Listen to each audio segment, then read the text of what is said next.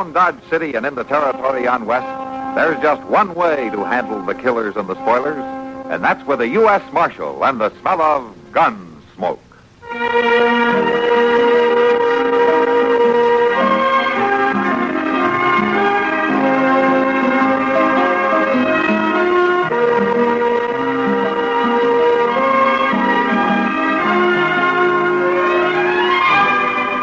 Gunsmoke, starring William Conrad, the story of the violence that moved west with young America, and the story of a man who moved with it.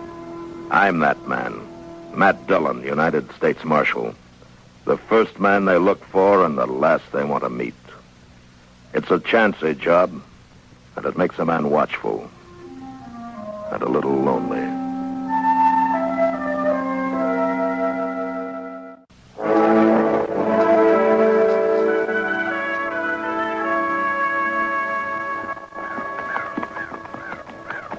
You know, Mr. Dillon, a man can get mighty hungry when he don't eat. 30 more miles and we'll be in Dodge, Chester, then you can eat to your heart's content. Yes, sir. But that wind comes up again and freezes us to death. Well, that didn't freeze us to death last time. Well, that was just 'cause we was lucky enough to find that sodbuster shack. I couldn't have stood another 2 days of wind and cold like that. It aged me something awful. Aged you? Well, freezing's supposed to keep you the way you are, isn't it? I'm too wore out to joke. Well, I'll admit that was about the worst blizzard I ever saw. But it's behind us now. We can forget about it. Forget about it. Still starving, man. Hey, look yonder, Mr. Dillon. Yeah. Looks like a hunter's camp. Conestoga wagon, couple horses picketed by them trees. Don't see much sign of life, though. No. But with them horses there, there's got to be somebody around. And it's been 20 below for 3 nights now. They could have frozen to death.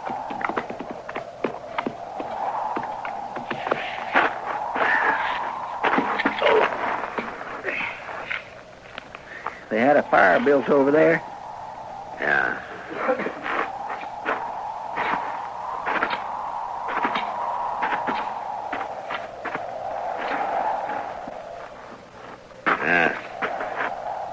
These ashes weren't made today. Or yesterday, either.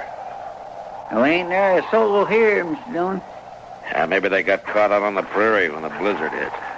Sure does look that way. I don't know how that team is still alive with nothing but that wagon for protection. Poor old things don't look none too lively. Well, you can't blame them. Get your hands up. Both of you. We better do what the old man says. He must have been hiding in the wagon. Come over here closer.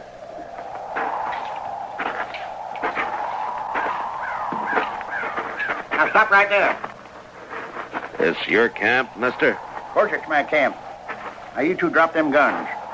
We got our hands up. That's enough, isn't it? You do what I say. I ain't taking no chances. I ain't going to get left here again. What? You're going to hitch up that team and you're going to take me into Dodge. You ain't running off like Jed Lorner. Who's Jed Lerner? He's my Skinner. Why'd he leave you? Well, he seen this blizzard coming. He didn't want to take any chances, so he rode off. He's probably been in Dodge all the time, warm and cozy. Why didn't you go with him? Well, I twisted my leg and my foot so that I couldn't ride a horse, that's why.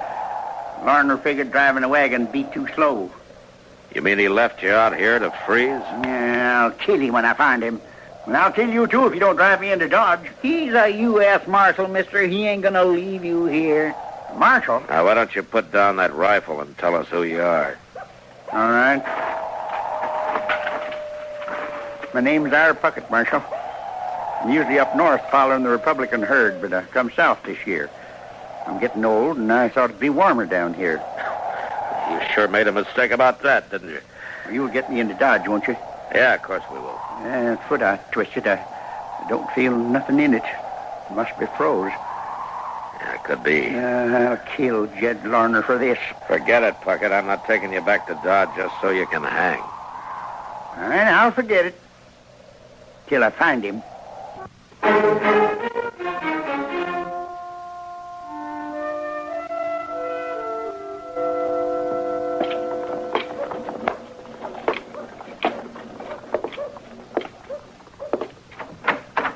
Oh, hello, Matt.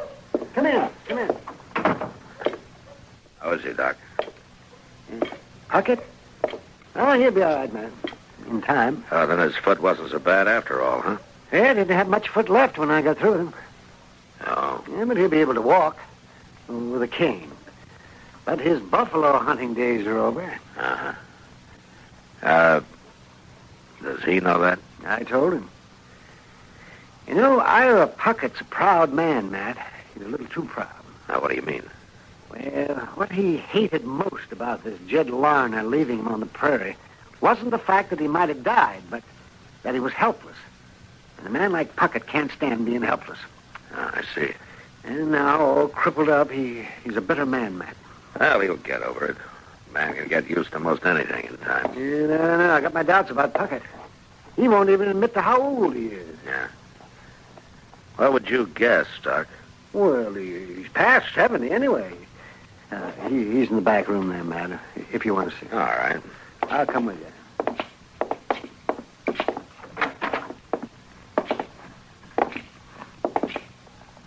Hello, Pucket. Marshal, How you feeling? Doc tell you what he done to me? Yeah? He ruined my foot. I saved your life, Pucket. And I ain't sure I'm grateful, Doc. You're gonna be all right, Pucket. You'll be able to get around. Yeah, like an old woman. What am I going to do for a living? I ain't one of you city people. I live off the country. I always have. I'm a man, not a dude. Yeah, you'll get used to town life. And you'll find men here, too. Yeah, but what kind of men? Walking around all slickered up, parting their hair in the middle, bowing to the ladies. Well, there ain't one of them could do half the things I done. Well, I was living with Comanches when most of them was sniveling in their mother's aprons. Yeah, I know, but you'll find something to do. I'll help you. You will? Sure.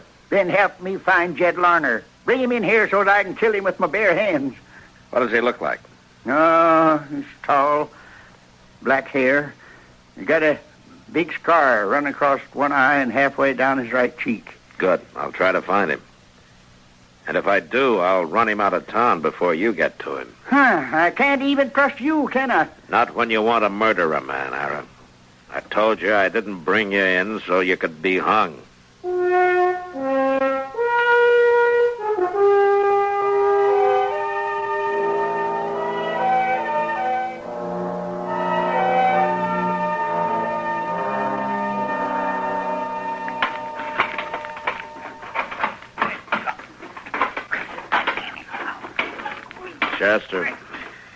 Chester, you're gonna ruin that. Ruin what? Well, that stick of wood, of course. You're gonna wreck it banging it on the stove that way. Well, it's too big. It don't fit. Well, why don't you forget about it? It's too hot in here anyway. Yes, sir. Cutting stove. You know, Mr. Dillon, I was thinking. Yeah, what? Well, with a whole new year starting, it might be we could maybe get a new stove. You know, like one of them I showed you in the Granger catalog last week. Uh-huh. Oh, just think how fine it'd be to have a stove that don't smoke. Well, if you ever shook that grate down, maybe this one wouldn't. Shake the grate? Well, Mr. Dillon, I carried the ashes out just this morning. Hello, Mr. Pucket. I want to talk to you, Marshal. Sure, Ira. Come on in. Sit down. Sitting down ain't going to help nothing. It ain't rest that's going to toughen this foot up. I can talk standing anyways. All right, stand. Now, where's Jed Larner? Ira, aren't you ever going to forget about him? Not likely. We might as well. He ain't been saw since we brought you in here 6 weeks ago. Well, if you're any kind of a man, you'd go find him for me. Would you like me to cut his throat for you, too? Don't you make fun of me. Now, calm down, Ira. Nobody's making fun of you. If I was 20 years younger, I'd give him a real tussle. I expect you would. I did well enough. I'll do it yet. Doggone it. We're only trying to help you, Pucket. Yeah, well, I don't need any help. Not unless you're going to help me find Jed Larner. I'm not going to do that. Well, shouldn't have expected it from a no dang lawman. I'll find him myself. You wait and see. My gracious. Well, he sure did get upset, didn't he? He's got a lot of pride, Chester. And it's going to get him into trouble yet.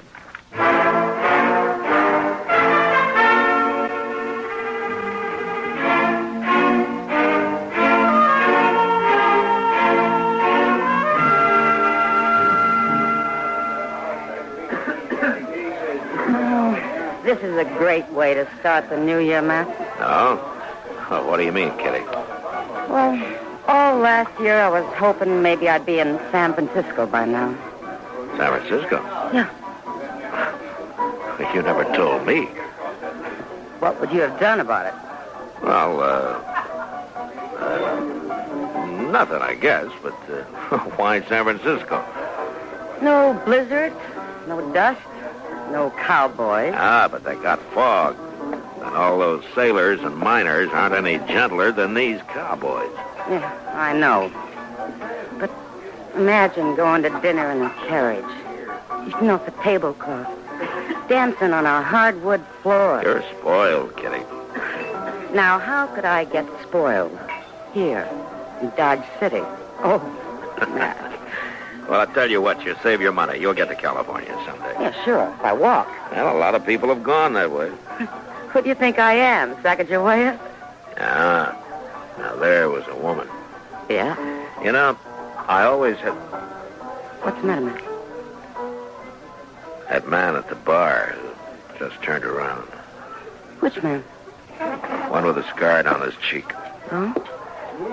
I'll be back, Kitty. Yeah.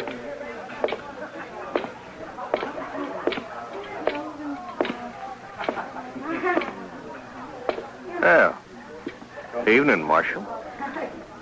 Good evening. What for you staring at me, Marshal? Your name Jed Lerner? What if it is? How long you been in town, Lerner? About an hour. Something wrong, Marshal? You remember the big blizzard we had 6 or 7 weeks back? Who don't? Yeah, we all do, I guess. Especially Ira Pucket. Especially... What? He didn't die, Lerner. Well, that's fine. I went back looking for him. I wondered where he got to. Oh, yeah. Yeah. Sure you did. Well, it's true. Pucket's here in Dodge, Lerner. Is? And if he finds you, he'll kill you. But he isn't going to find you because you're leaving right now. And don't show up anywhere around here again. Now, wait, Marshal. Now, I can't arrest you. I can't put you in jail. But I'll tell you what I can do. What? Suppose I just let everybody here know that you're the man who ran off and left Ira Pucket to die. Oh, no. They'd tear you apart, Lerner. No, don't say nothing, They'd Marshal. set you on fire. Don't tell him. I leave, Marshal. I leave right now.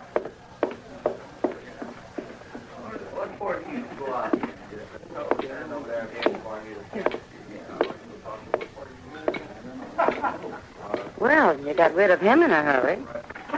Well, I just saved him from being shot and Ira Pucket from hanging for it. Oh, that was Jed Lerner. Uh-huh. He's the one that ought to hang. He didn't mean to kill the old man, Kitty. Well, what's the difference? Well, legally there's some. Enough to give Ira his foot back? You're kind of hard to argue with, aren't you? Why? Because I think straight? Why don't we talk about San Francisco, huh? No, I've changed my mind. I think I'll go to New York. I don't think I'd... Oh, I got to talk to you. Yeah, He looks awful mad. Good thing he isn't armed. you can always find a gun. You done it, Marshal. It was you, wasn't it? You saw Jed Lerner, huh? Yes, he jumped on his horse and rode out of town before I could stop him. And I had to stand there and watch. I didn't even have a rock to throw at him. Why'd you do it, Marshal? What'd you run him off for? To save you from hanging? Well, I'd rather hang and live this way. I wasn't born to become a helpless old man. The least you could have done was let me fight my own battle like I always did on the plains. You took my manhood away from me, Marshal. Oh, Ira, you're living in town now among people. Why don't you get used to it? All right. All right, I will. I'll start living like you town people. Are you going to get a job? You bet I'm going to. I sure am. And it's going to pay me a lot of money, too. What do you mean? You will find out, Marshal, when it's too late. Good morning, ain't it, Mr. Dillon? Yeah, thanks to that wind we had last night. Well, it kept me awake. Uh-huh. All night? No, sir, I wouldn't say that. Not all night.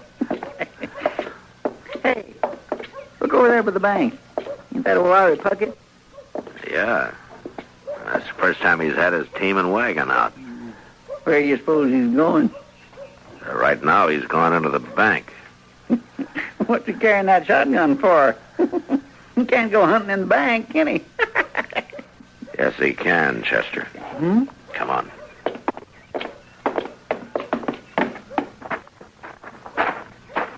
My land, you don't mean to say old Pucket's going to hold up that bank, Mr. Dillon? He said last night he's going to start living like town people. Get a job, make a lot of money. Well, this could be his idea of how to do it. Oh, man, he sure couldn't have no other. He can carry that shotgun in there. You going in after him? Yeah. But, Mr. Dillon, he's got a shotgun. I know. Look, Chester, take his team and wagon off somewhere. Lead him around back of the bank, out of sight. Well, maybe we can handle this without a shooting. Okay, sir.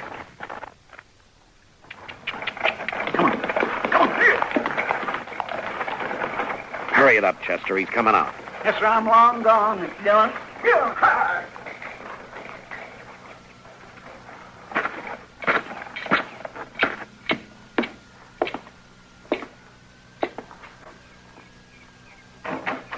Oh, Marshal. Come on out, Pucket. I'm not stopping you. You better not try it. I can shoot with one hand, Marshal. Sure. Don't you try to follow me, neither. Hey, wait a minute. Wait. Where's my wagon? Where's my team? You're in a bad fix, Pucket. Somebody stole them. Well, I can't get away without any team. No, you can't. So you might as well give up. You done it. You're behind this, Marshal. Are you going to shoot me? No, I shouldn't I? Because you're in enough trouble already. And shooting me won't help a bit. You're trapped, Pucket. And there isn't a thing you can do about it. So why don't you use your head? All right. Here. There's your money. Now you bring my outfit back. I ain't going to jail, Marshal. Like I said, Pucket, shooting me isn't going to help you. And I'm not going to do a thing about your outfit. You think you've outsmarted me, don't you? Why don't you give it up, Pucket? You're licked. You should think I just can't shoot you, Marshal. Here, take the gun. Good. I'm just a helpless old fool. Can't even rob a bank proper. I'm not sure you really wanted to, Pucket. Huh? All you wanted was to prove something about that manhood you think has been taken away from you. But you sure picked a foolish way to do it. Yeah, I reckon I did. Goodness me, I thought he wouldn't never give up. He didn't have much choice, Chester. I went in the back door and told the people in the bank to keep out the way.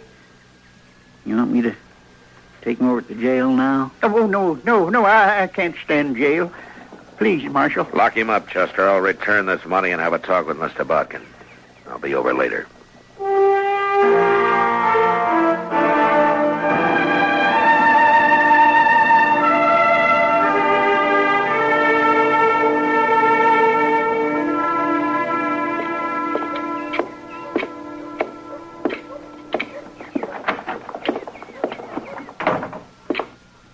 I thought I told you to lock him up, Chester.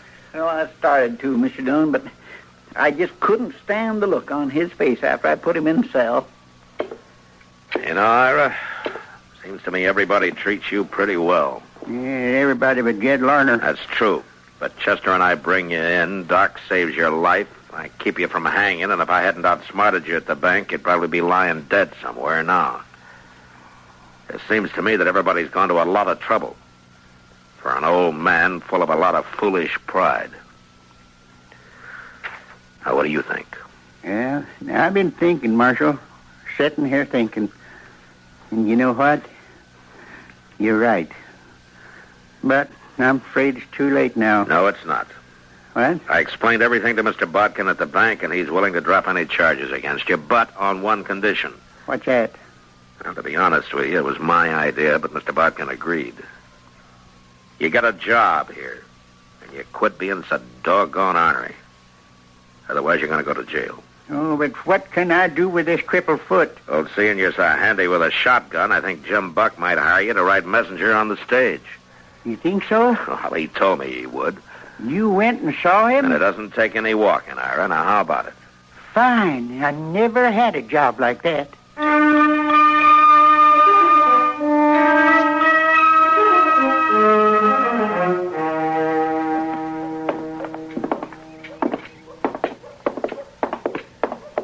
There it is, Mr. Dillon. Pueblo stage, all ready to pull out. Yeah? And look at there, old Pucket sitting up there on the box, proud as a banty rooster. Hello, Am Marshal. You got business with me? No, Jim, just came down to see you off. You about ready to pull out? Yeah, just as soon as I check the harness on that lead horse. Hello there, Marshal. Oh, Pucket. First time I ever rode shotgun in the whole life. I sure hope we get held up. Well, I hope you don't, for the outlaw's sake. That's a pretty fair shotgun you got there, Pucket. Don't go shooting just anybody now. Yeah, I know what I'm doing. Well, we're off, Marshal. Good trip, Jim. Thank you. Now then, you all set, Pucket? I sure am. And say, Marshal, you know something? Ah, what's that? This ain't a bad way to start the new year. No. Man's got to make a change once in a while.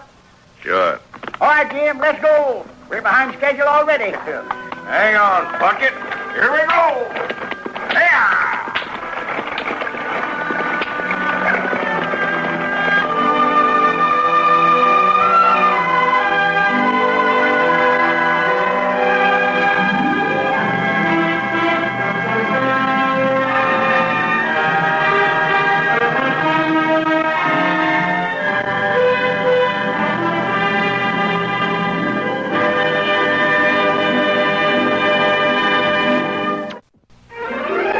Gunsmoke.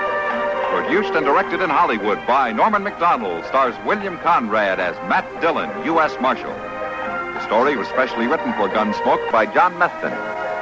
Harley Bear is Chester, Howard McNear is Doc, and Georgia Hawkins is Kitty.